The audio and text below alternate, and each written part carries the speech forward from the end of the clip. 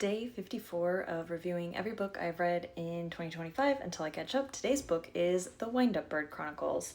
This book was brought to me by the universe. For my Powell's bingo, I needed a book that was published in the year I was born, which was 1994. I saw this come up on a list. I then needed a book for a different readathon that was like magical realism. I pulled up some magical realism lists and this was on the list. And then what finally cinched it for me is I saw like a reading update from Tim's Only Books, that he was reading this book. And so then it was just like, this is three. The universe can only shove this book at me so many times. I will be reading this book. It was weird. It was long and it was weird. But I am glad I read it. It basically follows this man as his life falls apart, and then we see him desperately trying to pick up the pieces and put it back together what it was, and then eventually accepting that he should build a different life. But it's weird. It's super duper weird. There's tons of like crazy tangents of all over the place. Like I'd mentioned, this was published in the 90s and it is a work of Japanese fiction.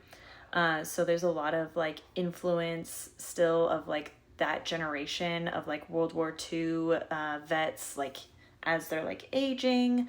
The man we're following is like young and wasn't like around for World War II, but like there was obviously still a big influence from that era of Japanese history in like the mid-90s. The magical realism portion of this was wild. Magical realism is a genre for not America. So like anytime I read a magical realism book from not the US, it is just so rich in a way magical realism books written in the US I feel like are not.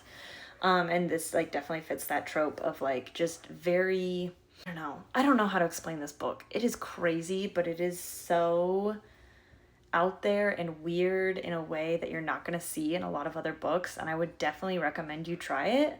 But you got to be in it for the long haul and push your way all the way to the end, because I was never sat back reading this book. Like it requires you to be paying attention and thinking and absorbing it all the time.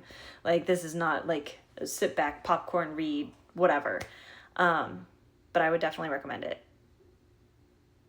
Those are all my very scattered thoughts. Okay, thanks, bye.